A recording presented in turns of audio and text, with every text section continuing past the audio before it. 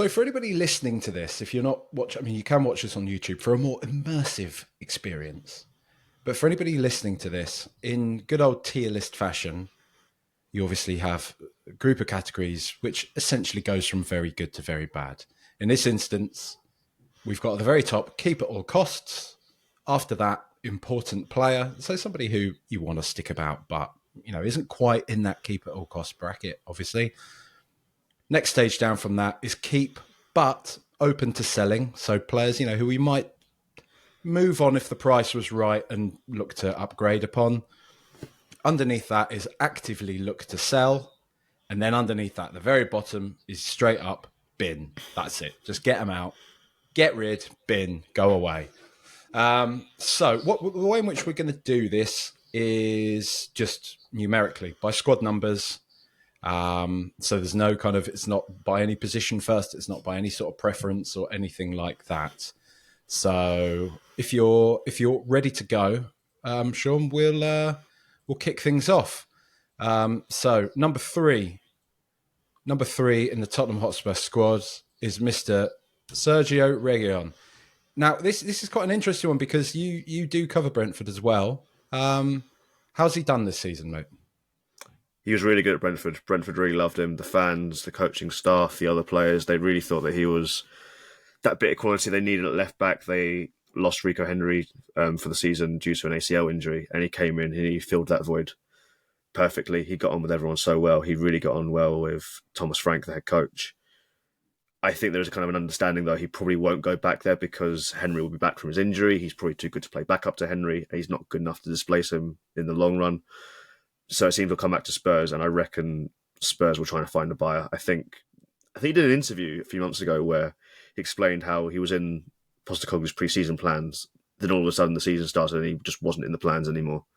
And I think that's quite telling that he had that opportunity in press. I think Ange did give a lot of players a go in pre-season and then quickly decided, okay, these are the ones that aren't for me. So I imagine he'll go, even though Spurs may be lacking in the left-back department, as we'll come on to later with Sessegnon. But I think it just hasn't worked out the way that everyone would have hoped, which was a real shame because when he signed from Real Madrid, I was really, really excited. And he did have a good first half season more so. He looked really good under Conte to start with, but he's just a bit too kind of lapse in concentration defensively, isn't he? It's funny, isn't it? Because there are, like you say, within this system, he does have certain attributes that you think he would be a good backup to a doggy. And I think number one, one of the problems with him, I mean, I say problems, is a good attitude to have, I guess, as a professional footballer. I think he also feels, even at Spurs, he's too good to be second fiddle, right? I don't think he wants to be at Spurs and be second fiddle to even Destiny or Doggy. I think he wants to be playing somewhere week in, week out. And although he is good in many respects, I just don't see a player like him, let's say him in particular, I don't see him making a fist for any of the squads that finished above us this season. And ultimately, that means he's not good enough for us, right? And I don't think, I think these things, there doesn't need to be any animosity towards it. I don't think, I know people have I think it's almost a bit pantomime. I've gotten a bit annoyed with him posting about how much he loves the clubs that he's been on loan with. I think he was very, he had a lot of praise for Brentford and for Thomas Frank, didn't he? As he did for Manchester United the year before. But I'm not really bothered about that. I just kind of feel that he's a player that I would put him in just actively look to sell, right? Yeah, I think if Spurs try and find a buyer and there isn't one, then if he stays as backup for Europa League games and stuff like that, it's not the end of the world. Yeah. So we'll stick him there. Who do we have up next? Number 4, Mr. Oliver Skipp. Been a bit of an injury-ravaged season for him, really, under Ange Postecoglou. I kind of feel like Ange actually quite likes... I don't know, it's a pretty baseless assumption, but I do feel that Ange actually quite likes Skipp. I would imagine that Skipp possesses a lot of the qualities, at least in a mental capacity, that Ange really likes. He's very driven. I would imagine he's very good in training. I'd imagine he's very disciplined. He's obviously homegrown, which is a big plus for the team. I'm actually a big fan of Skipp. I think more often than not he plays pretty well, and I think he gets an inordinate amount of criticism. I think personally, anyway. I don't think he's a world beater by any stretch of the imagination, but as a homegrown talent that can occupy a space within the squads, I'm more than happy to keep him about. But I sense that quite a few people are very eager to just get rid of him because they don't think he's like anywhere near the quality that Spurs should have. Where do you sort of stand on Oliver Skipp? I get why people would want him sold, but I think when you're trying to build a squad to compete on four fronts, and now back in Europe again, like you said about the homegrown thing, that's massively important. I think it's really hard to say, yes, we should be selling him 100%, because I think you're right. I reckon that he is one of the hardest trainers. He's probably is one of the most disciplined players. He probably follows instructions to a T. The problems will be that he has technical limitations, but I think if he can be an option at fullback going forward, as we saw towards the end of the season, that's another hole he can really plug, and that's invaluable to a team that could go through another injury crisis quite easily. That is going to be playing in a lot more games next season. You know, we only played in 41 this season, which was almost the fewest number possible. I think it's just worth having guys like that around who love the club, who get what it means, who add to that homegrown quota. I wouldn't be looking to sell, but if someone comes in with a sizable offer, then you maybe have to think about it, especially with, the pure profit stuff, which I really hate from a kind of human perspective, where it's getting incentivized nowadays for selling your academy products rather than keeping them. But I wouldn't be looking to shove him out. I think it would have to take a big offer for me to convince me that Spurs should sell Skipp, even though he's probably not at the level that you want the starters to be. No, and I think in sort of today's market, I don't think it would be unreasonable to feel that, for example, a Nottingham Forest who like to spend a fair bit of money on players in Skipp's kind of bracket, right? To sort of keep themselves in the Premier League, essentially. You could expect 25 mil or so, I think, for Skipp, homegrown young player who, I guess his injury record isn't particularly great to this point. But I feel like Skipp, I do feel like we haven't seen everything that there is to see from Oliver Skipp. And I think that, I'm not entirely sure he is going to get a massive run of games at Spurs, but I do think if he were somewhere where he was getting a decent run of games, like we've seen with Harry Winks at Leicester, I appreciate that's in the Championship, and it'll be interesting to see how he takes to the Premier League going forwards. But I think Harry Winks was another player that was much maligned. I do think he's probably a Premier League standard player, just not for Spurs, and sort of similar to Oliver Skipp. But I agree with you. I mean, I'm definitely keeping Skipp about the place, and it would take a big money offer. So yeah, I sort of agree with you, and we'll stick him in the keep but open to selling bracket there, because when we say open to selling, it does mean it would have to be a big offer to come in for him, relatively speaking. This will be an interesting one now, Sean. Number 5, Pierre-Emile Hojbjerg. I've spoken about this man plenty this season, so I'll let you take the floor first of all on this one. I have to say, I've actually been a lot more impressed by him this season than I thought I was going to be. I thought he'd be a complete kind of mismatch for the way that Ange wants to play. But I think particularly with the substitute appearances, he's been quite good. Like, he brings about an energy that is needed to play in this system. Again, the problem is, can he control a game? Can he slow it down? Probably not. I think the thing on his part is he probably views himself as a starter at clubs who are maybe on our kind of level, a Dortmund and Atletico, and it seems like Atletico might come back in this summer. I think he only has 1 year left of his contract, so they might make another offer. Ideally, I would like to keep him as a squad player, but I think he sees himself as more than that, and I can't really begrudge him of that. So it's difficult, but probably cash in. I can't imagine he's going to agree to a new contract, but I think we'd have to try and cash in now. It's not a matter of he's not good enough. I think it's a matter of the situation is what it is. He's been a key player under different kinds of managers, and moving forward, we just need more quality in the midfield than what he brings. So thanks for your service, but it's time to go kind of thing. Yeah. My biggest problem with him is that he's always been, I think Adam Nathan called him like a role player when he was last on the pod, which I agree with. And I've never minded Hojbjerg, especially under Ange, when it's been, I think Manchester United, the game against United is an example of this, when he came on maybe about the 70th minute or so, 70th minute, 75th minute, breaks up play. Spurs are in the lead, so he can just come on, break up play. He's got that energy. He's got that drive to just marshal the midfield, get stuck in, for want of a better expression, and just stop the opposition from doing what they want to do. My problem with Hojbjerg is that when we have him in the team and we are light on bodies, there's always that temptation to start him. And he cannot start games for Tottenham Hotspur, especially not in this system. We just have no control whatsoever in the game. We never get a foothold in the game when he starts for us, because for me, he just simply isn't technically good enough. He isn't.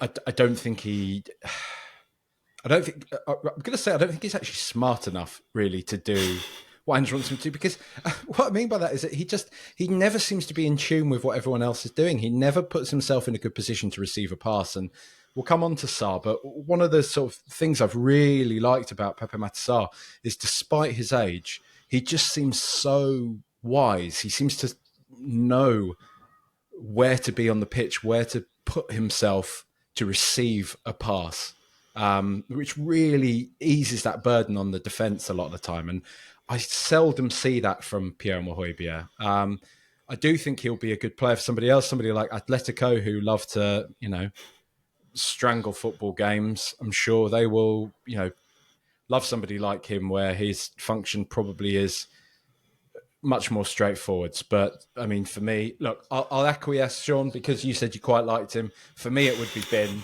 but we'll move him into... Bin. I don't mind that. No, it's fine. We'll move him to actively look to sell, because I think Bin just feels probably a bit too harsh for, like you say, a player who I'd probably get a bit overexcited after games when I'm talking about Pierre-Emile Hojbjerg. I can be the first to admit that.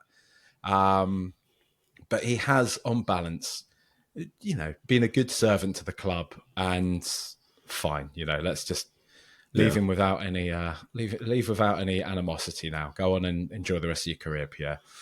Right, on to number 6. Radu Dragusin. Oh, no, I don't want to resize him that way. Let's put it this way. We've got to keep the constraint on. There we go. That's better. Photoshop wizard over here. Right. Radu Dragusin. Not seen much of him this season. And at first, those first couple of sort of random little appearances he made, there was that bit of me that was a bit worried. Is he actually a bit crap? I don't know. But probably unfair to judge him. Like adapting to a new country, new league, new system, all those types of things. But in the few games we saw him towards the tail end of the season, he looked absolutely brilliant, didn't he? He looked like a monster. I mean, I don't want to put words into your mouth. Maybe you don't agree. So I'll let you sort of decide what you think. But I really liked, the bit that we've all seen now, the bit that everybody's seen, is him actually defending Vicario. Like you would have expected maybe Romero or Van de Ven to have been a bit more forward in doing. But Radu came in and really, really sort of made that his thing. So I'm really excited about him. The only caveat about it is his agent and how happy he's going to be being a fairly piecemeal role, like playing a fairly piecemeal role within this team, because I don't think he is going to take the place of Romero or Van de Ven, to be honest. You're right. He's not going to usurp them, but I think, as I said with Skipp, there's going to be games next season where you're just going to hoover them up a bit more. The Europa League group stage is a bit more extended now because of the expanded UEFA formats. I don't think we can rely on Romero and Van de Ven to be fit for the whole season anyway. He's going to have a lot of games, and I'm the same with you. I was quite worried at the start. He came on in that Man United game. I think that was his debut, and he just kind of was running around like a headless chicken. He did the same at Everton in that really hostile Goodison atmosphere. He did. That's the one I was thinking of in particular. Yeah. He had that nightmare at Fulham as well. He kind of got thrown around by Rodrigo Muniz a little bit. But then when he came into the starting lineup for the back end of the season, you're right. I saw the vision of what he could be. He grew in confidence, particularly on the ball. He was emboldened to carry the ball up the pitch and get into better areas. And it's just nice to have a defender who can have that kind of confidence. I'm excited to see what he can become, because I know a lot of guys in my office who watch Serie A a lot are very much like this. He's a real player. Just you wait and see. He's just all those caveats. He's adapting to a new league. He's still really young, particularly in defender terms. So I'm really excited to see what he can turn into next season. And we're going to see him at the Euros as well. So good chance to see him on a big stage. This is maybe an unfair one to ask you, Sean, but an upgrade on Daf Sanchez, do you think? I think for what we want to be, at least, yes. Sanchez was similar to Hojbjerg, a good servant. He had a really, really good first season, but he never really hit those heights again. It was one of those where it just kind of gone too far, where there was no rescuing or salvaging what he had become. But I hold nothing against Sanchez, but I'm excited to see what Dragusin can become. Yeah, agreed. I reckon we can put Radu Dragusin in important player, right? He's new. He's a new recruit. He seems like an Ange Postecoglou player. We don't want him going anywhere, right? Like we've had a nightmare trying to get extra defenders and everything into this team. Exactly, Let's just keep hold of them as best we can right now. Right, number 7. I think we all know who this is. Mr. Son Heung-min, club captain. I think he started to fade a little bit towards the end of the season, but really, on balance, what a season he's had. His long-term strike partner, one half of the greatest Premier League strike partnership of all time. So, I do just have to say again, departed. It was up to him to kind of find his feet within the team in a new role of leading the team. Obviously, the club captain, Hugo Lloris, had gone. How much Sonny misses that one after we saw their antics in All or Nothing, who knows? But obviously, lots of new stuff for him to take on. He is one of the elder statesmen of the team, one of the more experienced members of the team. But a great guy, a fabulous footballer, and unfortunately, missed that opportunity against Manchester City right towards the end of the season when you would have bet on him. I think Mikel Arteta himself said he would have bet on. The only player he would have wanted in that position was Son Heung-min. But the rest is history. I mean, for me, give him a contract until he retires at Spurs. For me, I just think he's. I can listen to other people saying, the criticisms of Son about certain limitations that he possesses, but I mean, let's get real here. Like, the guy he's unbelievable, and I think he's again one of those players that his brilliance is kind of normalised. How about you? You've been a long-term advocate of Sonny's, mate. How are you feeling about him now? No, I'm sitting good on my stock right now. It's rising quite a bit. But you laid it out there. There was so much going into the season where it could have been easy to write off Son. He had a poor season by his standards last year. He put that down to a hernia problem that he had. He'd lost Kane. This was a new system that no one was quite sure was going to work or not.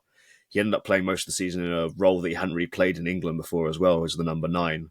And yet he got 17 goals and 10 assists in 35 Prem games. And with all that going on, with the struggles of the team, particularly through the autumn, and then he went to the Asian Cup in the winter as well, comes back, performs again. You're right, it's normalised. This is obscene. His scoring numbers over the years, the consistency that he's played at, it's just unbelievable. And he is Spurs through and through. And a lot of people have been saying he might have been more Spurs than Kane ever was.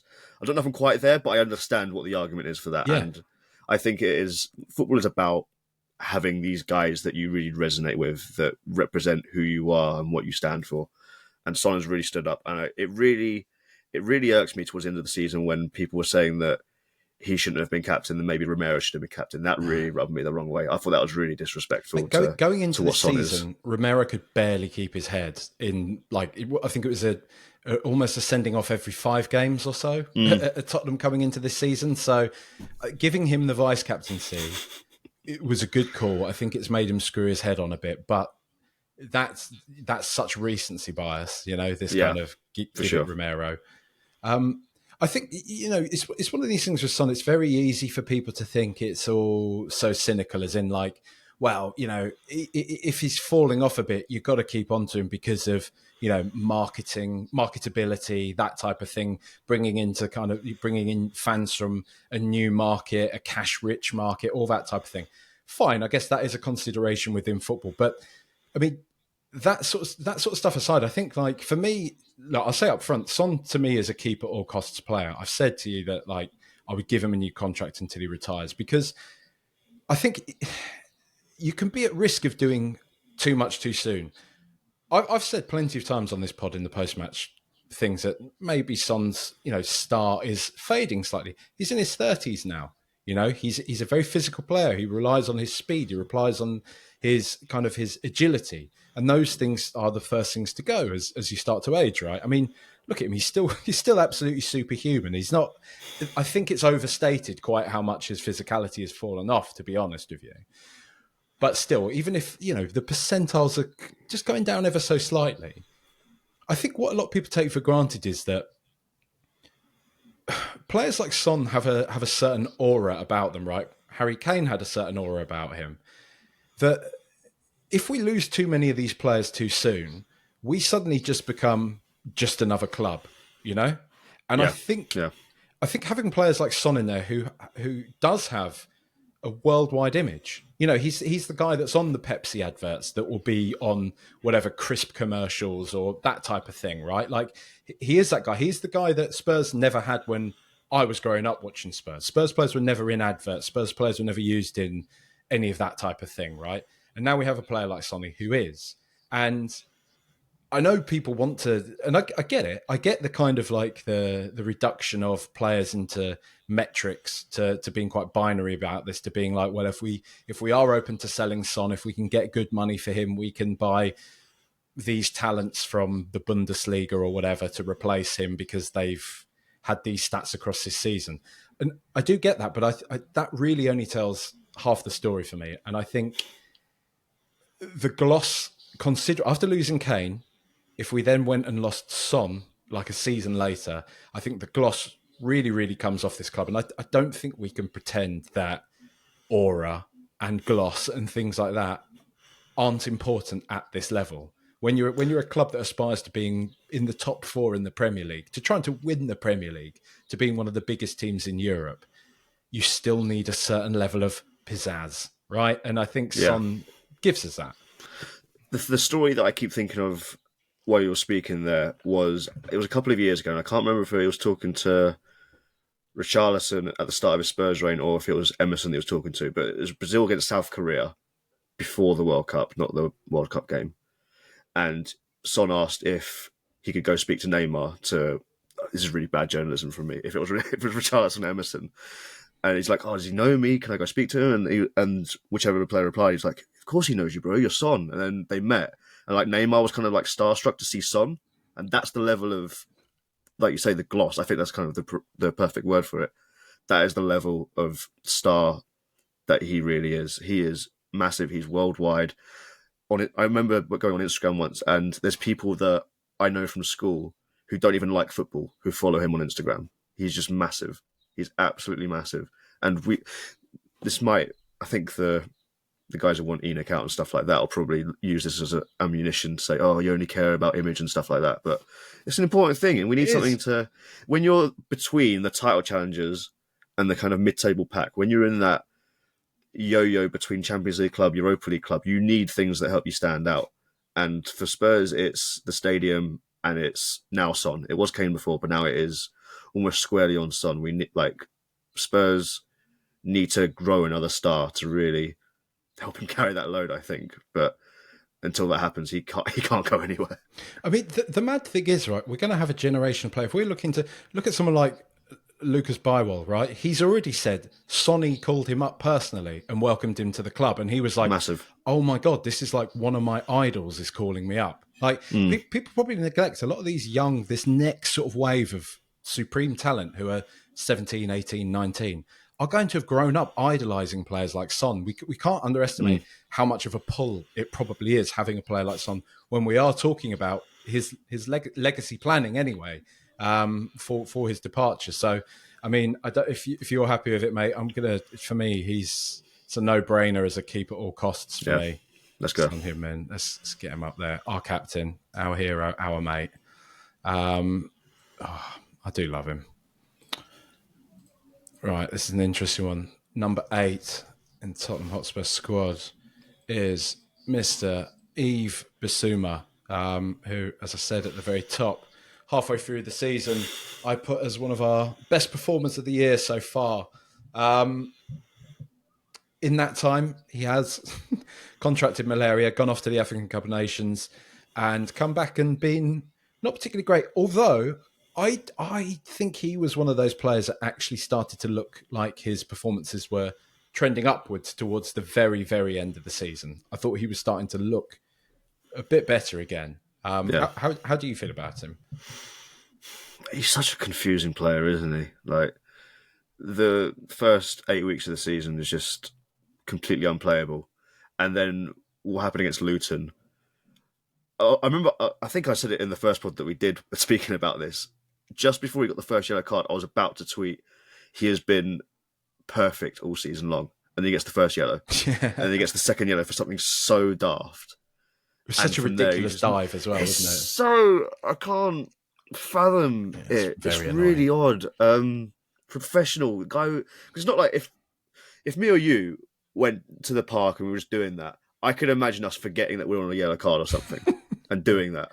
I can't understand a professional footballer doing that in a Premier League game. But Bissouma can be the perfect 6 for what Ange wants. The problem is, how often is he going to show that? And I think this is probably an area that Spurs should look to upgrade if possible, but I don't know how feasible that is. I would only really sell him, I think, if a proper big bid came in. But I think that this is kind of his level. I think that a club challenging for the top 4 is what Bissouma, his kind of ceiling is. So, is he going to improve a lot? I don't think so. But similar with Skipp, you just need these kind of players around who can come in, who will play games, who I think as well, being in Europe again next season, I think that will maybe be a nice thing for him. I think because with Bissouma, it's always when it's new, it looks better, right? Like when he went to Brighton, he looked like a world beater. He came to Spurs, all right, he didn't really play last year. It was really hard to get a grip of him, but came in this year in this new role, he looked like a world beater. I think going back into Europe, playing in a more cohesive team, that'll really suit him as well. So I've really gone back and forth in that. I was really getting angry at him around March, April time, but go on.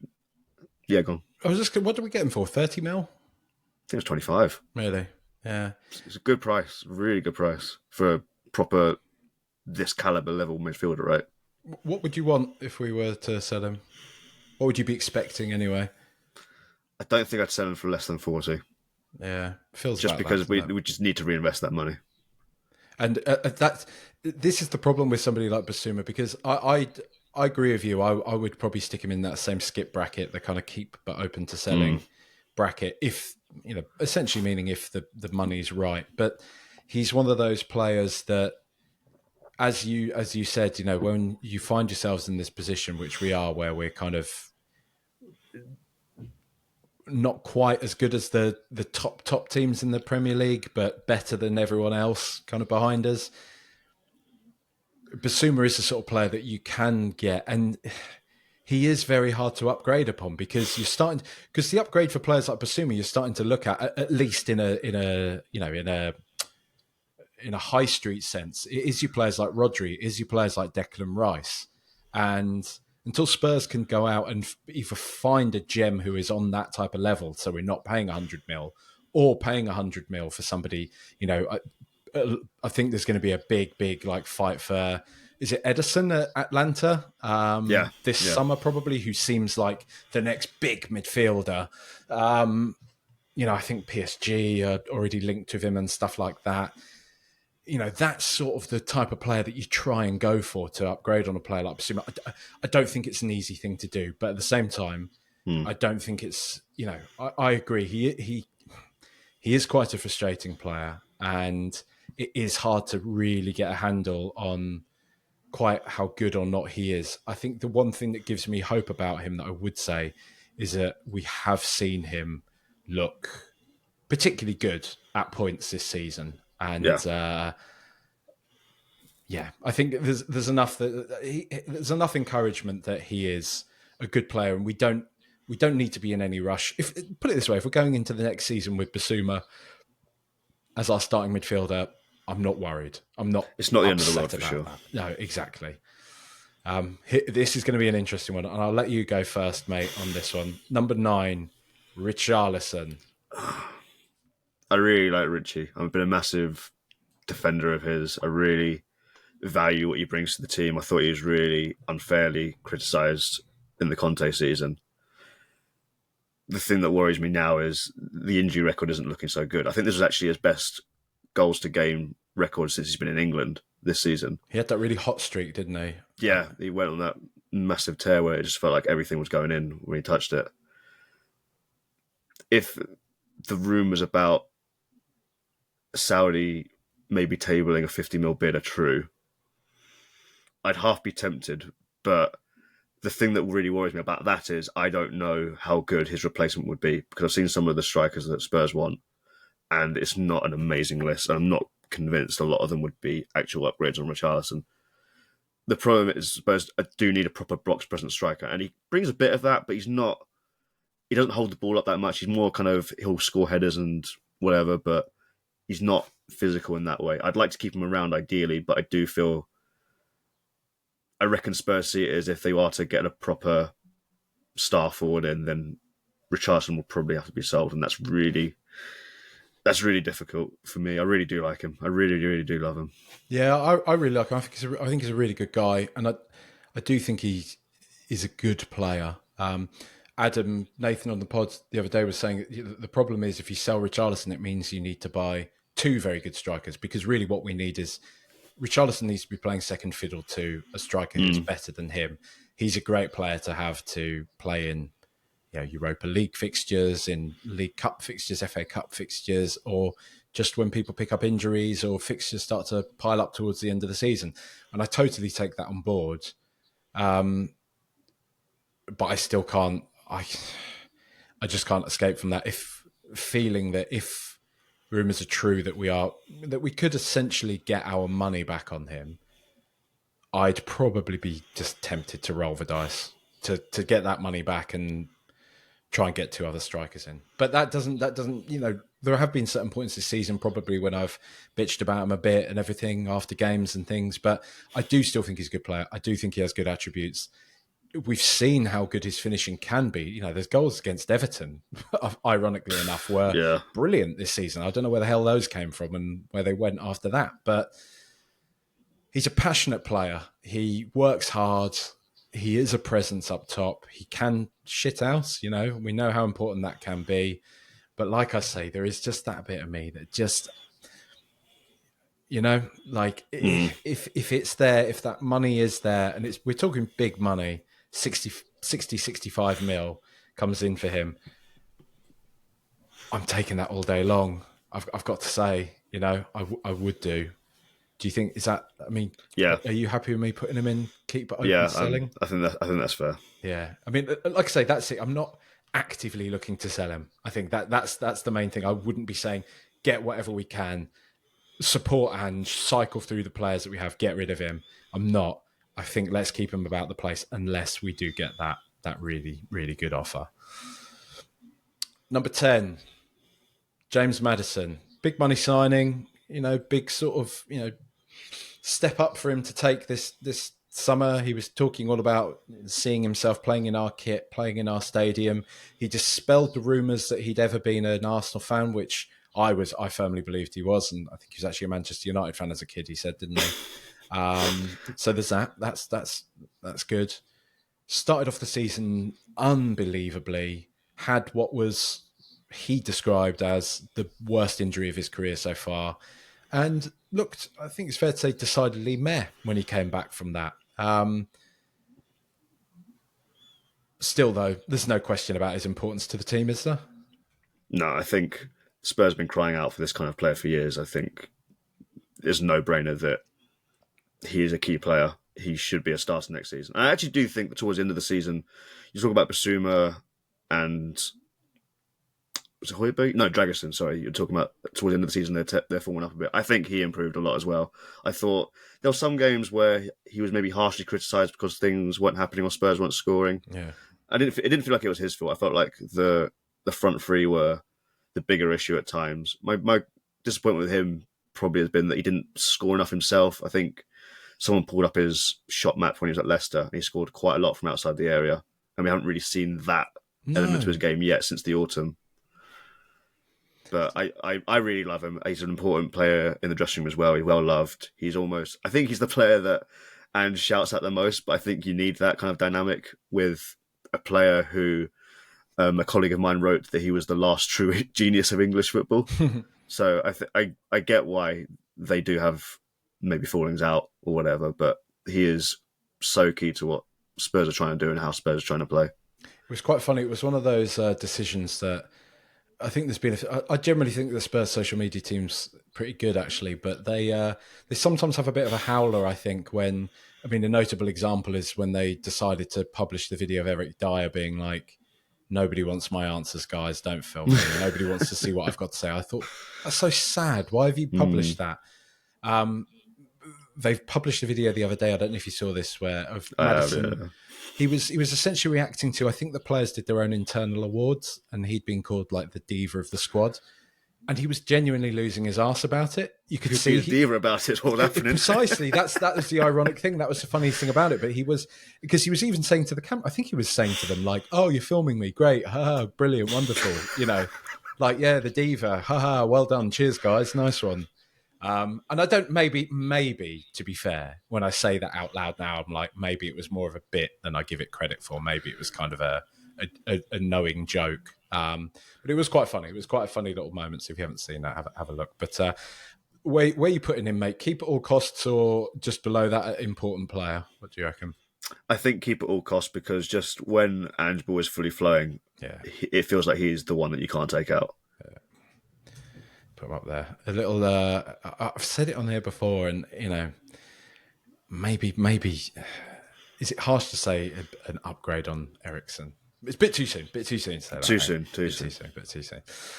This will be an interesting one, mate. Missed a penalty pre-season. Pressure was on. He actually said "sorry, bro" to somebody that was digging him out on Instagram. I don't know if you saw that. But it's number 11, Bryan Hill. Clearly not wanted by Ange Postecoglou. I think, well, I say clearly, but he's barely played him. We've heard all manner of leaks coming from Spurs that he's sort of on the chopping block. I think there's a player in there somewhere, but I don't think it's ever going to come to life at Tottenham Hotspur Football Club. What about you?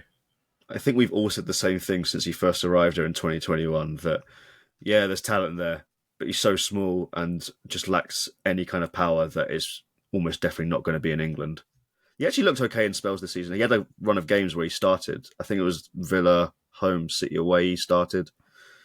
And he just kind of gets shoved around just way too easily, which is a real shame because he's got real technique, but you look at Paratici's record of signings, this is the one that really sticks out like a sore thumb. Like, what was even the logic behind this? 25 mil plus Lamella. Yeah. And he's disgraced the number 11 shirt, that our favourite number 11 shirt, Nothing against him, but that is outrageous. It really is. So no offence to him. I'm sure he'll have a good La Liga career, but it's just never ever going to work out. Go on to Villarreal or whoever and score against us in the Europa League semi-final. Yeah, he's going to win a trophy before Spurs do somehow. He already has. Yeah, good point actually. Yeah. So, but I think we can comfortably put him in the bin, can't we? Yeah. Basically, just sorry, Bryan. Get rid. Sorry, Bryan. Like nothing personal. We just don't think you're good enough for our beloved Tottenham Hotspur. This might be a double header here. Number 12, Emerson Royale. Lovely guy, loves the comp. Has stood in pretty admirably, dare I say, at times this season when he's needed. He's been called upon and he's stood up and been counted to a degree. Played in multiple different positions. However, is just not suited to this system, is he? Not suited to No, this style of football? no.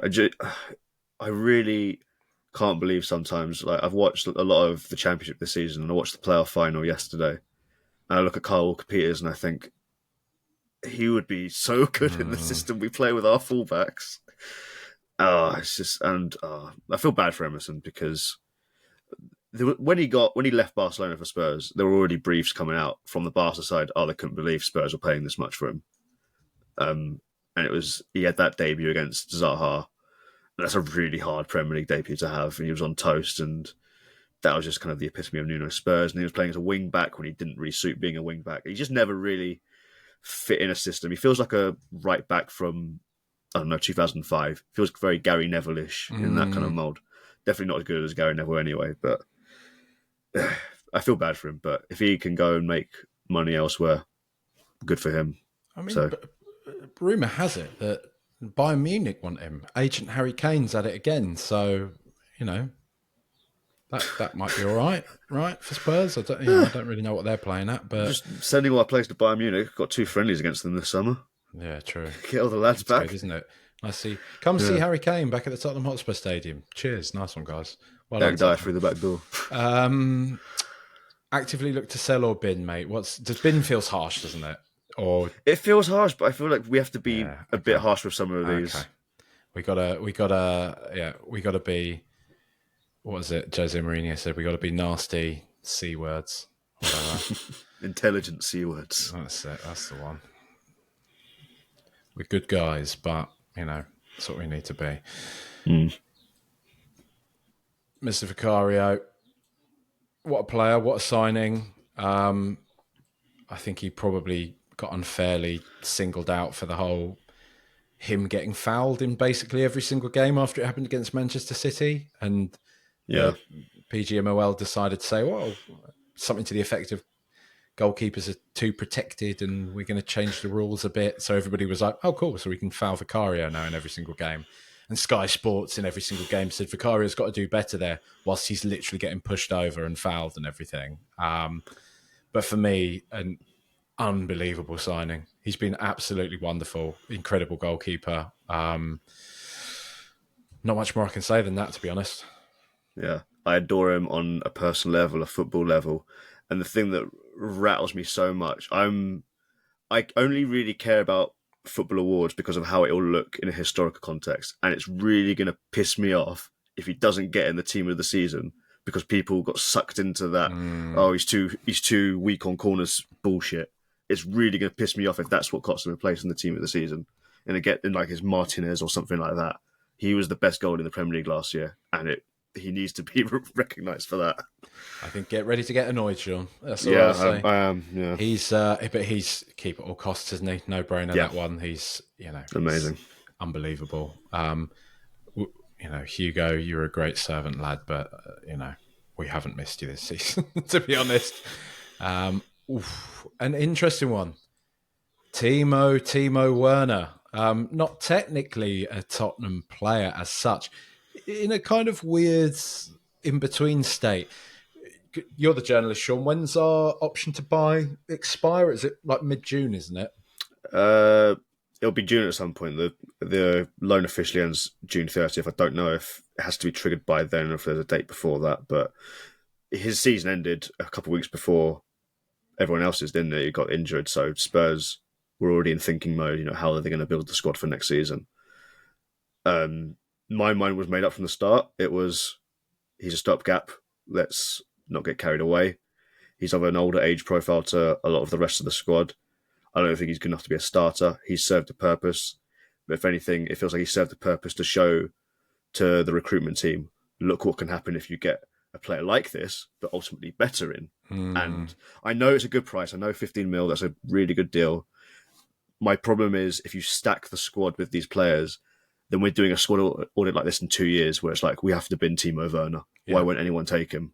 I don't want to be in that situation again where players just are happy to be here. I think I want someone to do like a proper investigation into it. I feel like players at Spurs, Chelsea, Arsenal, West Ham, I think they find it hard to shift their deadwood because I think players just like living in London quite a bit. Yeah, I'm sure they do. I want to see someone at the Athletic do a proper deep dive, go back and ask the role players of yesteryear, did you stay there because you lived in London? It's like, yeah, class. I want to go. Exactly. Frode, what's it, the famous one is like Frode Grodus that played at Chelsea. Like I think it was like their third goalkeeper who was there for just 15 years or something like that, and played about 2 games for them in that entire time. I was one of those. I was pretty duped at the start by Timo Werner. I was really on board with bringing him on loan. I was kind of excited about it because I was like, look, if he can maybe rekindle some of that old Leipzig form, the form that made Chelsea and Liverpool kind of battle it out for his signature, maybe Ange can unlock that. Maybe we're onto something. And it wasn't like the misshapen Oreo moment or anything like that, but it was definitely a kind of, right, okay, so he's good, and it's exciting seeing this, as you said, this type of player within this system. And that naturally was suddenly more exciting. And he put in some good assists and things here and there. But I think as the season went on, some of those bigger misses came in. I just thought, we can't be having this, can we? And I think, as we were saying with Son at the top, we talk about auras, we talk about a kind of gloss on players. It's still so harsh to say, but the aura around Timo Werner, he plays into it himself. He goes on things like Sidemen videos and stuff like that and takes a piss out of himself. Like, his aura is banter, it's failure, it's missing the mark, and I just don't think Spurs need that. We've already got enough of that. We've already got enough of that type of thing. And your point is entirely true, because if we are to sign him, his wages are going to be 150 grand a week or so. I think he's on 200 plus at Leipzig. He would definitely have to take a cut on that, but it would still be a lot of money, I would imagine, to come and play at Spurs. I just don't, like you say, bring in a young player of a similar profile, somebody who can do what Timo Werner does, and hopefully better with a higher ceiling than that. But, thanks for the memories, Timo, but you're going in the bin, mate, I think. I like him. On a personal level, I really actually do like him. He seems like a lovely fella. He seems like a lovely guy. Not a bad word out about him from anyone at the club. No, not at all. Thanks for your service. Quite the opposite, but yeah, that's that. Vice Capitan, Cristian Romero, I would say on balance, my player of the season for Tottenham this year, actually. Was causing me to pull my hair out at points last year with his inability to stay on a football pitch, but he's matured.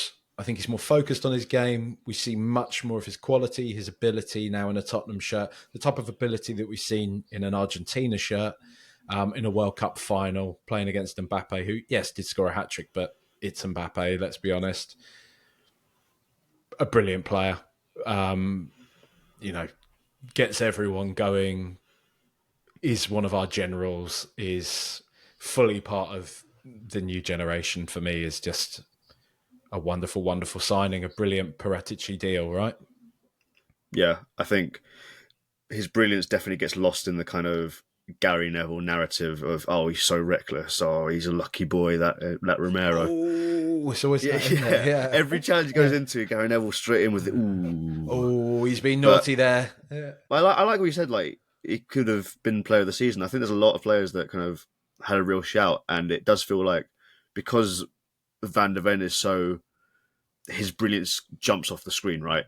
It's very easy to watch Van de Ven as a casual and be like, wow, this player is amazing. Romero's been more understated, and he needs to be more understated, because I think if he's going over the top, that's when he loses his head, and that's when things go wrong. For the most part this season, he has been really, really good. He has stepped up and matured. I think maybe the Chelsea game aside, and even then you could argue maybe that shouldn't have been a red. But I think it's really hard to find defenders as good as that. It is really, really hard in today's game as well. But he's probably our best defender in terms of passing as well. Yeah, really, really important there. Just really, really like it. He proper is like a... Do you remember when Alderweireld played for Spurs and his Twitter bio, it was almost like broken English, where it said defender of Tottenham. It feels like that would apply to Romero. He's not just a Tottenham defender; he is a defender of Tottenham. I love it whenever he does put out, because it doesn't even feel like it's something his social media team are putting out.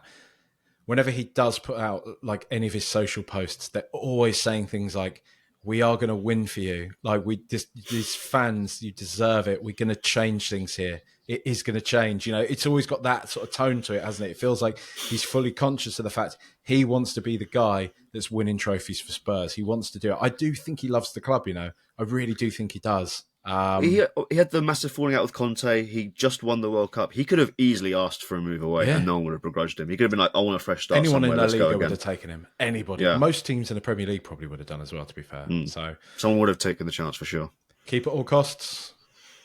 Or are you putting him? I think so. Yeah, I think so. It's just so hard to find that quality anyway. No, go on. If you think, what would you say? We put him more in this second bracket, Sean. I'm feeling more second than first, but I don't. Okay. I'm not going to argue against first at all. No, I'll take that. Because I know what you're saying. I know what you're saying. When you look at the kind of the company up there, you are like, maybe not. Let's just see if he can keep another season of keeping his head. Yeah. Now one of his countrymen, number 18, Giovani Lo Celso. There was some talk towards the end of the season that Ange Postecoglou has actually been very impressed with Gio Lo Celso and was hoping that the club would be offering him a new contract. That seems to have all gone a bit quiet. I think he's coming into the last year of his contract now. The unfortunate thing with this lad is that I do feel like there's a player there, but he can just not stay fit, can he? He just has never been able to stay fit.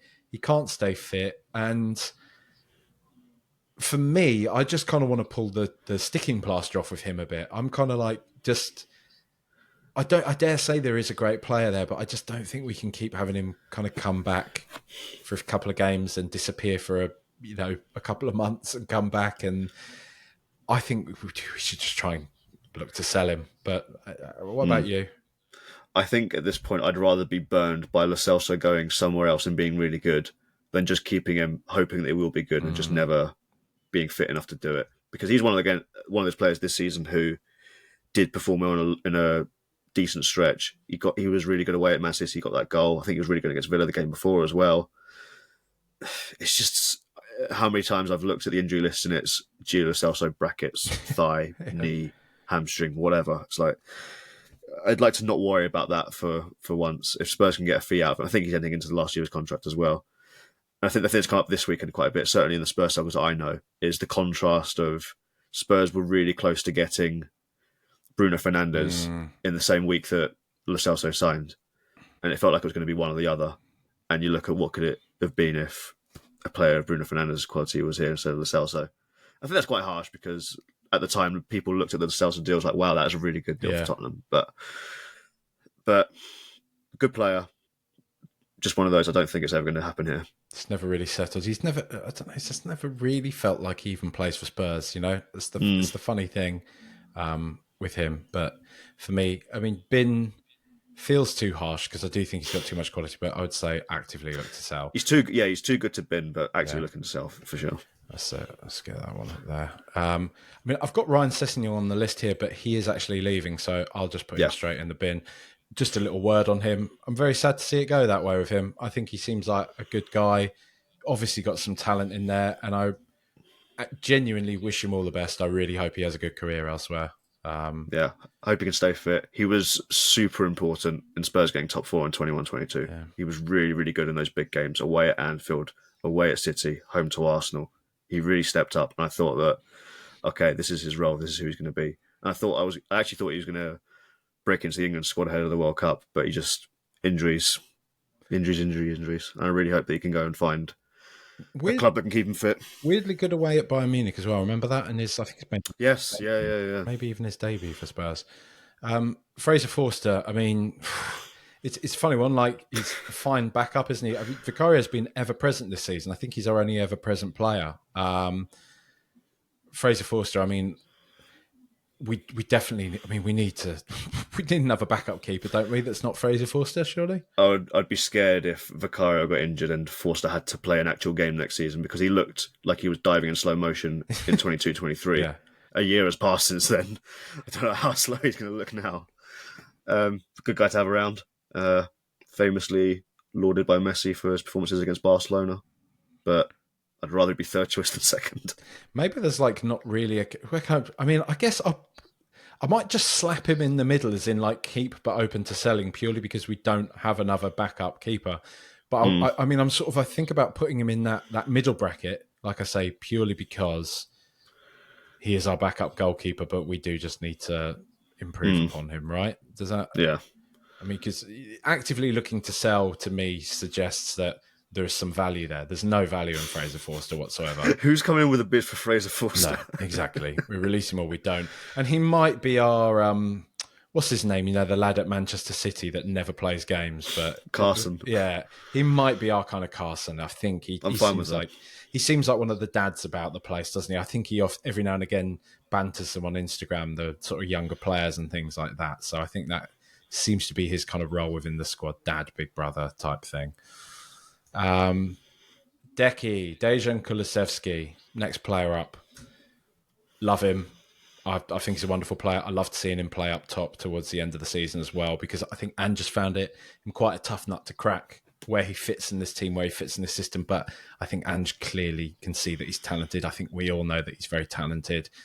Definitely haven't seen the best of him this season, but still, I think he's a wonderful player. I really love him. I really do like him. What about you? I was very high on him going into the season. I was very high on him midway through the season. And I don't think he's actually done a lot wrong. I do just think... I'm leaning towards the middle bracket just because he's not a natural fit in the system. He's not, no. So if you could replace him and get someone who's more of a natural fit, then maybe that would be better. But I'm not sitting here saying, oh, I'm planning for life with that Kulusevski next season. But he's a versatile player. He's a dedicated player. I think he's one of the hardest workers. I think that goes under the radar quite a bit. Yeah, definitely. He's one of our strongest players. He holds the ball up really well, and Spurs haven't had that for a lot of the season with someone Richarlison can't really do that. So a lot of the times going down the right and he's having to just slow it down himself. I just want to see a bit more. I think the goals in the last day kind of made his stats look a bit better than they were. Because he got to about halfway of the season, It looked like he could go maybe double-double for goals and assists. He didn't quite get there in the end. Good player. I think definitely worth keeping around. But if a big team came sniffing, then I would think about it. I'm not saying that I'll do it. I'm saying I'd think about it, though. Okay. What sort of money would you want for him? It'd be at least 50. It'd be enough to go and get someone right away. I'm not selling him on the cheap. I'm not saying get him out just for the sake of squad building like a Werner, for example. It would need to be enough that we have someone lined up to go get them already. See, there's that part of me. I'm quivering. I'm veering towards him being in the second. You put him there. You've given me a couple already, so okay, all right. Now I'll stick there. But I do. The reason why I was on the fence is because I don't entirely disagree with you, because I do think he is worth a lot of money, and I don't think he is a natural fit for this system. I really do agree with that. I do think, however, he has so much ability, and look, the future none of us want to see. We know there aren't many great managers about, so on and so forth, whatever. But if it doesn't work out with Ange, and we do bring in a new manager who suddenly could do with a player like Kulusevski, I'd be really annoyed not to have Kulusevski. That's kind of, and he's so young. He's such a young player, and I think that's one of the things that people forget. I think he's got so much ability, so young, works so hard. I do love him. I do really like him. One of our new boys here, Mr. Brennan Johnson. A lot of discourse around him already at points this season. I have found him, I'm not going to lie, very frustrating at times. But equally, I do find him pretty exciting. I do think there's a lot of ability there. I think his technique, especially the way in which he receives a pass, his touch, the way he takes it in his stride is pretty lovely. He gets into good positions. Perhaps needs to work on his concentration a bit. He needs to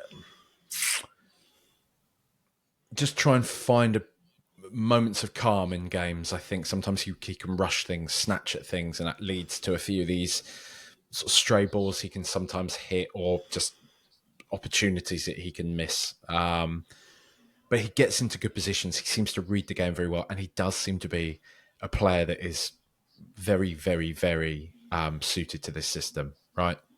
It's just it's Yeah. his price tag that weighs against him because he was a lot of money. He was an expensive Yeah, player. yeah, and I wrote an article earlier this season about how it's really hard to judge him by that because it's what we said about with Bissouma, right? Like when you're in Spurs' position in the market, I think nowadays players accept if you go to a big club in England, you're probably going to play for one of them unless things go really horribly wrong. So for a player to commit to Spurs, you have to really buy into what they're doing, or Spurs have to essentially overpay for you. And the argument made for Johnson was Spurs were banking on Johnson having a £50 million season this season and getting him for that season, rather than him having it elsewhere and being drawn into a bidding war. And Johnson is a natural fit for the system, like you said. Yeah, he's so good at getting to the back post. He's so good at putting those balls into dangerous areas. I think he's a bit like baby Sterling for me. Like, there's a lot of when Pep first went to City, when Sterling's job was literally just get to that last line, put balls towards that last line, just do the kind of simplest touchline winger things. But if you can do it effectively, then you're really useful. I think he got, let me double check how many goal contributions he got this season, because it was actually quite a lot in the end. He got 5 goals, 10 assists. Really good. It's not to be sniffed at, is it? He wasn't really? starting every game. That's pretty good. Yeah. And I think you sort of said it, and a lot of people have said it, is that he probably wasn't meant to be playing as much as he actually did really this season either. Yeah. At least as early on as he was. But I mean, for me, I'd put him in that second bracket. I'd just put him in important player, really. I mean, he's one of our new signings. He's not going anywhere, is he? So that's part of this isn't so much even just about our opinion. It's about sort of the reality of the situation, isn't it?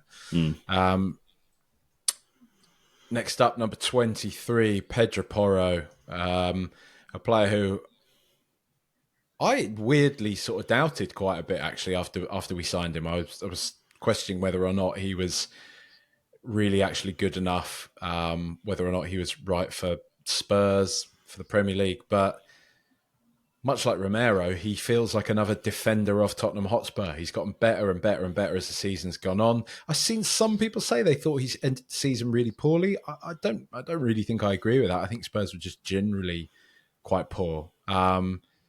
I think he's a lovely player. I think he's the player that we've been looking for years now, right? Ever since Kyle Walker left. Yeah. I think he's almost like a quicker Trippier, the way that the positions he gets into, the way he strikes the ball, the way he puts in crosses. I think he ended with, was it 7 assists at the end? I think he got really quite impressive. A few goals as well, didn't he? Is it one of those things where he scored more goals than Darwin Núñez or something? I think there's some. Honestly, I think there's something like that. That maybe not quite, but I'm gutted for him today as well that he didn't make the Spain squad for the Euros. Did he not? No, he got left out for 38-year-old Jesus Navas. That's got to be a real kick in the teeth. But I'd like him to have gone away and got that experience with Spain. But if he comes back fitter for next season, then hopefully he has that kind of fire in his belly, the chip on his shoulder. But I've been really impressed with him playing in the back four this season, because there were a lot of doubters that he could do it. He's still kind of, I think his the stats, the dribbled pass stats aren't amazing, but really interesting. I imagine that he'll improve on that, because he's another young player as well. And if it was his first year playing that way, that system, you think naturally next year he'll improve at that. So I'm not too worried. Were you sticking him second bracket? Important player? Yeah, let's go second bracket. Second bracket, yeah. I think that seems fair. I think that seems more than fair. And one thing, he's got an absolute rocket on him as well. Like some of the shots he's banged in this season. Dear, oh dear. The goal against Burnley, unbelievable. Right, number 24, Jed Spence. Annoyingly, one of those players we need backup for Pedro Porro. We need somebody else of a profile that can play within this system. I would have thought that Jed Spence was exactly that player. It was very exciting when we signed him. It's just never seemingly worked out. And everything I've heard in terms of like whispers, ITK and such, is that he was very quickly singled out by Ange as a player that he didn't want to work with. It's a shame, really, isn't it? Yeah, he had a lot of quality in the Championship. There were a lot of people who were high on him. But yeah, the telling sign is that Ange decided quite quickly he didn't want to work with him. He went to Leeds, who were playing well, and he was starting regularly. And they didn't want to keep him in January. They sent him back. and we just kind of almost just chucked him into the Dragusin deal with Genoa, right? Yeah.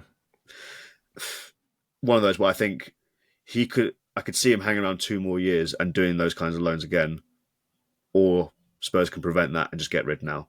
I think that is the stage where I'm really doubtful that if he cycled through Conte and Ange, if he's been on the 2 sides of the coin and neither of them really wanted him, I think that's a bit of a red flag. Nothing against him, but there's a talented player there. One of those where I just don't think he'll be at Spurs. We're saying bin? I think it has to be bin. Bin, right. It just feels so harsh, doesn't it? But, like you say, What a strange passage you miss. got to be cruel to be kind. And he'll go, go Fulham or something. You have a laugh there. It'll be good.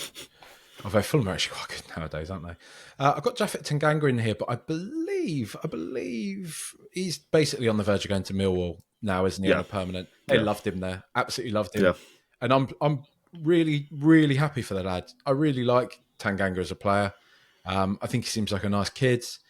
I'm glad he's at a club that, loves him. The players seem to love him. I don't know if you saw them all singing his name in the kind of post-season awards and everything like that, or the rest of the players. Yeah.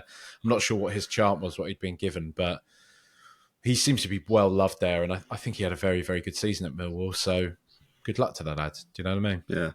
Yeah, he had a couple of big games as well. Jose essentially threw him in for his debut at the deep end against Liverpool, right? Saying, he's quick, he'll deal with Mane. And he did all right, to be fair to him in that game. He got man of the match against City on the first day of the 21-22 season as well. Decent player for some of a lower level for sure. Very committed player. One of those just not for Spurs. Any idea on how much we're getting for him? Is it peanuts? Couldn't tell you. No. Hopefully a few million. I mean, I'm putting him in the bin, but it's only because he is literally going already. So that's kind of, that's that. Can't get more definitive than that. Manor Solomon, number 27. He's come to the squad in kind of, auspicious circumstances. Shakhtar not particularly happy with Tottenham Hotspur's conduct in all of that. And at this point, it's feeling kind of like, what was the point of that? He's been injured all season. I mean, I was quite here for it. I thought he looked like a player that was pretty talented at Fulham.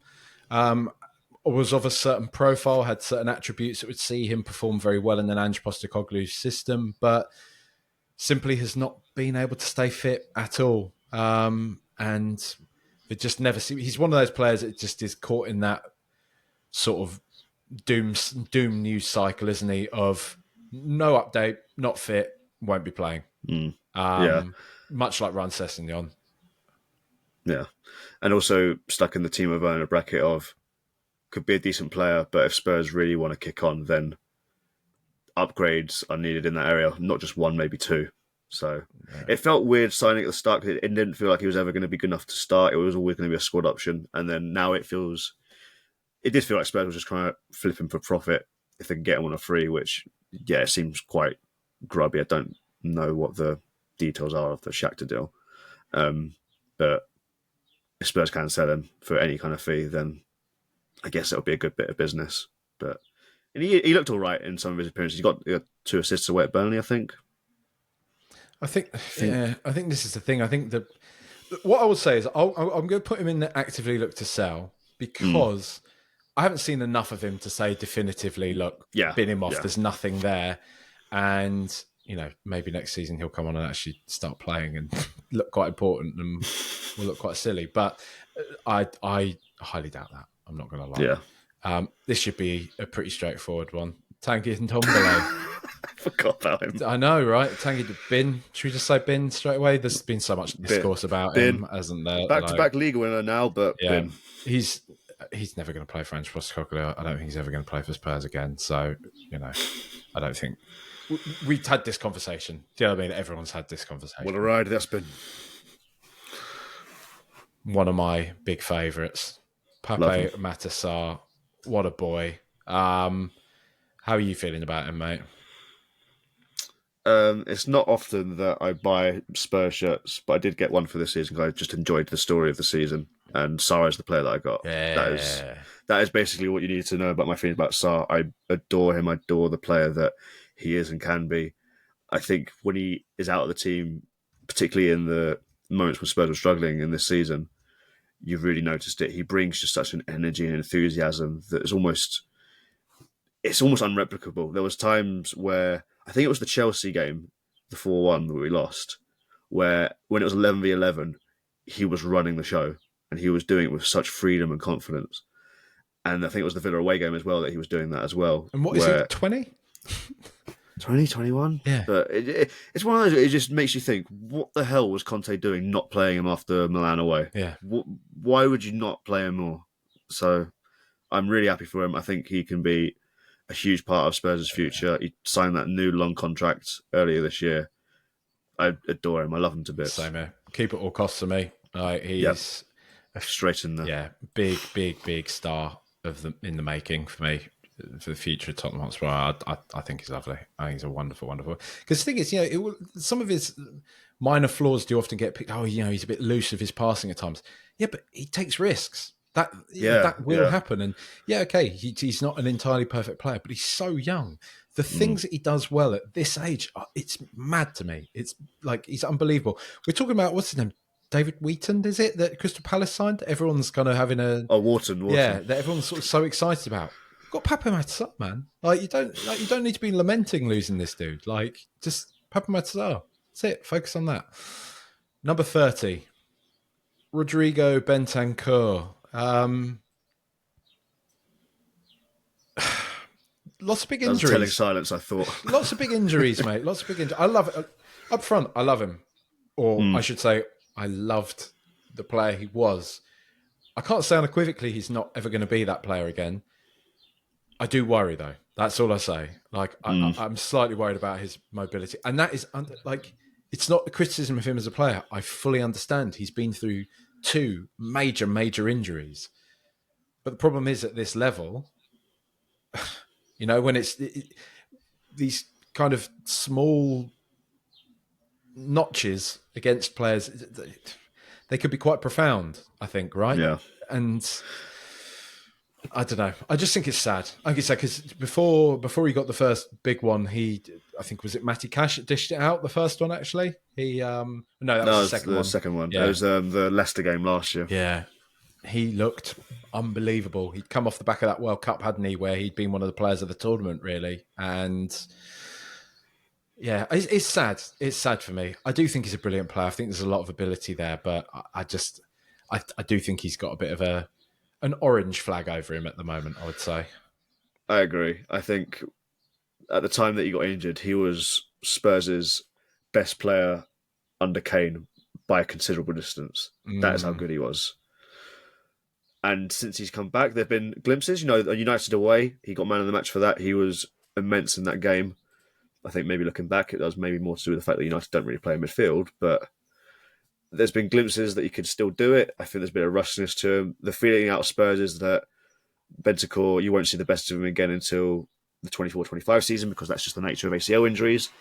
That's why I feel like I'm going to be a bit lenient with him, but I'm with you. I think we've seen this with midfielders who have knee injuries before, right? It happened to Sandro. It happened to Wanyama.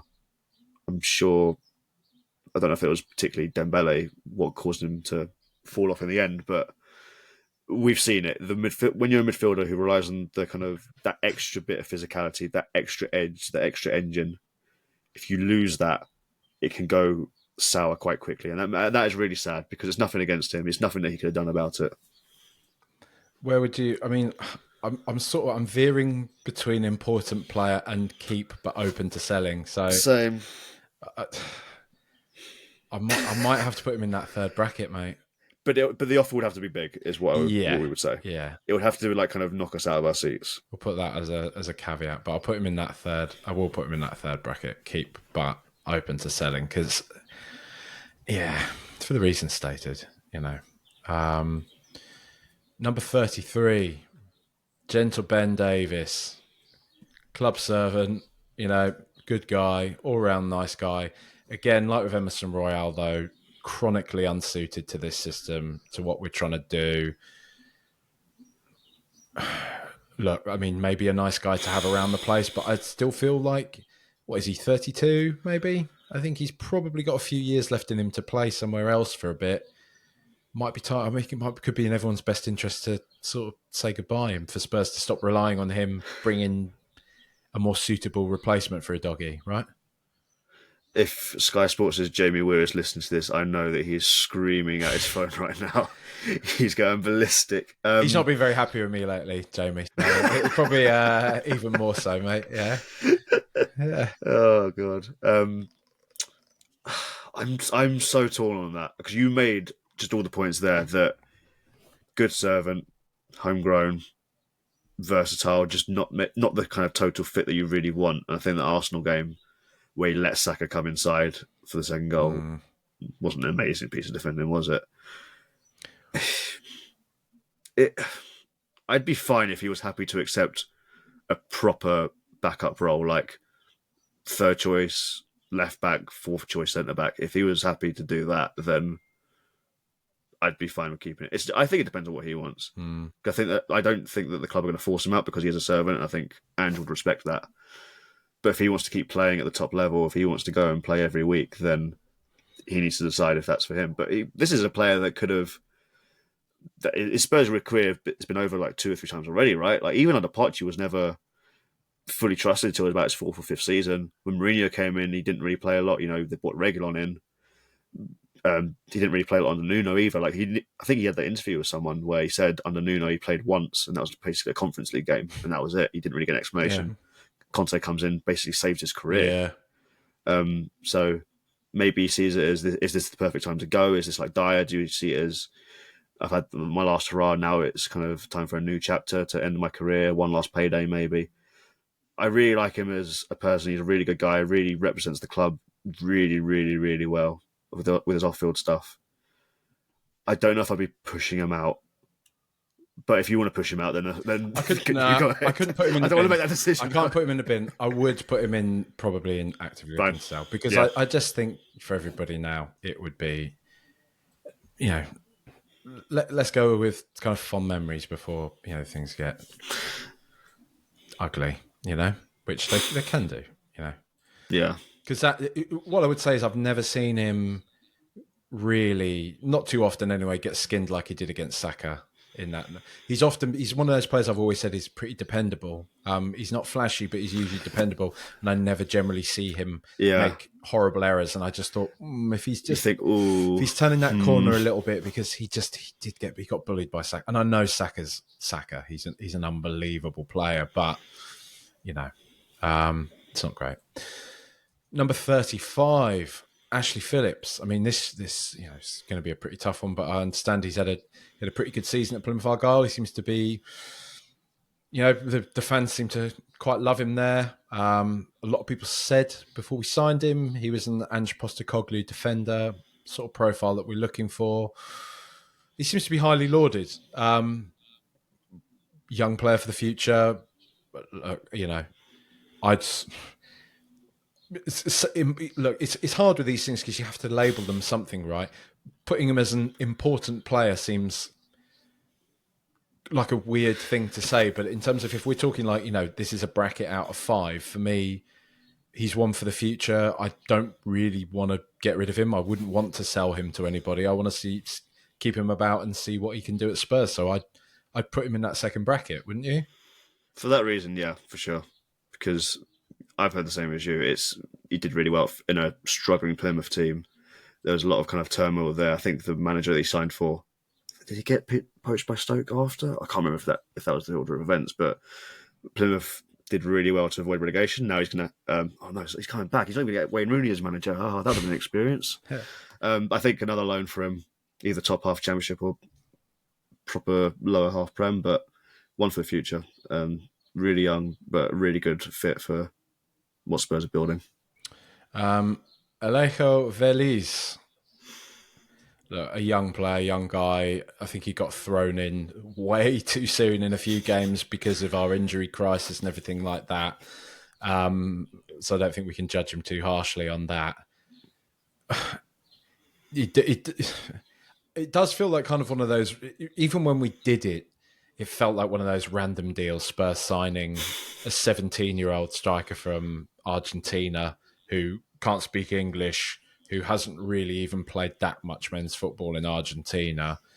But fair enough, I guess. I mean, I think even the reviews coming out of Argentina are a bit like, he's good, but it's a bit of a random one. Look, I will say, heart on my sleeve, I will be surprised if he's ever really a big Tottenham Hotspur player.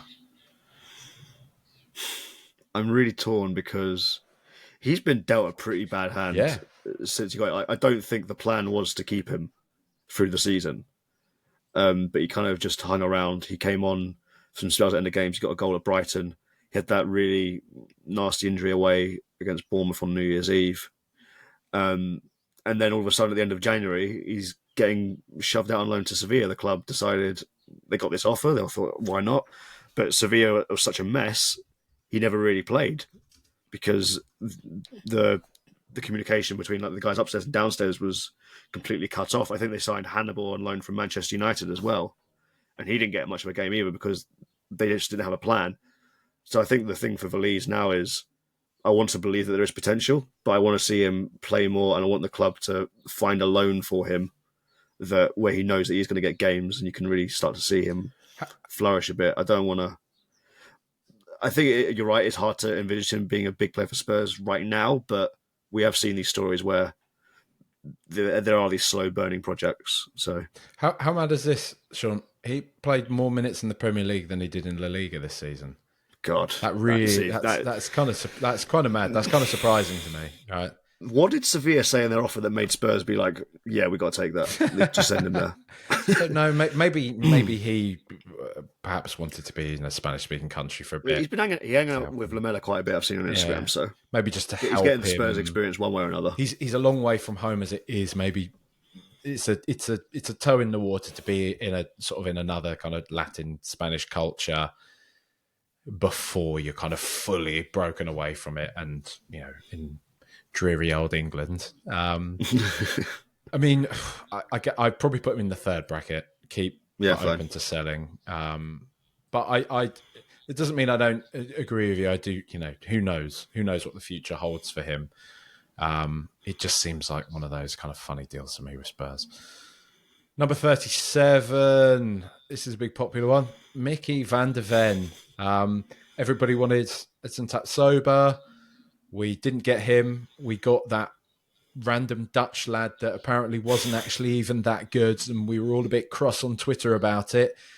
And that the naysayers soon went quiet on that one, didn't they? What an unbelievable footballer, isn't he? He's a total footballer. That is some of the stuff that I've seen him do in person, from the speed with which he can run to the way he can just muscle people off to the thunderbolt against Forest and then that lovely finish against Burnley. Like, no footballer should be able to do all of those things and be that good. It's just impossible. Him against Haaland in the City game at home was like kryptonite, right? For Haaland, that like it was. If I wasn't so nervous about about Arsenal winning the league, I would have enjoyed that a lot more. But perhaps something to work on is his aerial ability. But I don't want to end this season review of him by focusing on a negative, because I think if there's a, like you say, total footballer, and if there's a player that's just totally suited to this system and to just the Premier League in general, it's this guy. Like, he's quick, he's strong, he's just massive, he's smart, he's decent on the ball. Not as good as Romero by any stretch of the imagination, but decent enough on the ball, reads the game so well. And when he does make mistakes, he's got the horse-like ability to be able to dig himself out of trouble most of the time, other than when he's falling on his face. Well, he had the howler against Newcastle, right? But that was pretty much the only time that he'd really ballsed it up all season. Yeah. And it's unfortunate that game was, the only game that was on at the time and on TV. But apart from that, because he had his record before that, I think it was 20 games and 18 wins. And one of the losses in that time was the Chelsea game, in which he didn't even play for half of it. he shouldn't have been that good right away. There's no way that he should have been that good right away. I mean, it seems harsh that we didn't put Romero in this bracket, but I mean, I'd be putting Mickey van der Ven in the keep at all costs bracket, right? I don't want him going anywhere. Yeah, 100%. I want him. Don't even entertain any for us. No, not at all. I mean, he's one of those players where if you even got 100 million, it's like, well, what am I going to do 100 mil if I don't have Mickey van der Ven? You know, precisely. What a player. Another player that I'm a very big fan of, Destiny Udogie. Again, a debut season at Tottenham Hotspur, has pretty much done the Delhi thing of just being like, yeah, I'm really good, so I'm just going to play. To be honest, you know, like no worries about me being a young player. Just drop me in and I'll be quality. And he has been right for pretty much the entirety of the season. Maybe, you know, at times things caught up with him a bit and you were starting to notice his age a bit. But for the most part, his technical ability, his physical ability, he's a star of tomorrow as well, isn't he? Yeah. The only real concern about him is the concentration, but he's so young. Another one is just so young and hadn't played in the back four before the season as well. So, again, naturally, that'll iron out. That'll be fine. Just a wonderfully gifted left back, someone who takes to the system perfectly. So gifted when he gets into that number 10 role and going around the outside. Just can't believe Spurs have got him.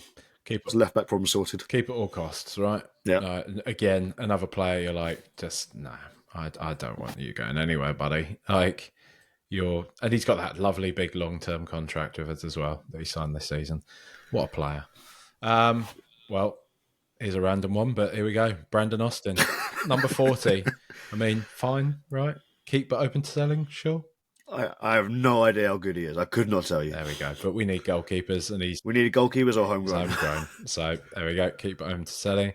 And you know what? We've got two more players left.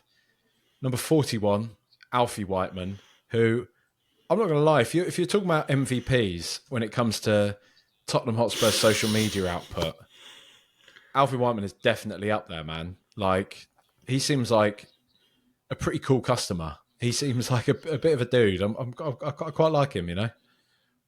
Yeah, good dude. I think it was Jack Pitbrook that did a piece with him. Did they? At the height of his kind of mini fan. How did that even come about that he was this massive guy? I can't remember what started it. It was something to do with his movie recommendations or something. Yeah, all the players. His letterbox account. That was yeah. All the players are saying like, you know, watch like, you know, whatever random movies and stuff like that, pretty basic ones. And he was like, I think you actually need to watch kind of like, you know, some Kurosaka or you know, kind of really going deep on sort of vintage cinema and stuff. Like he's, he seems like a cool guy. I'm gonna stick him in keep at all costs, Sean.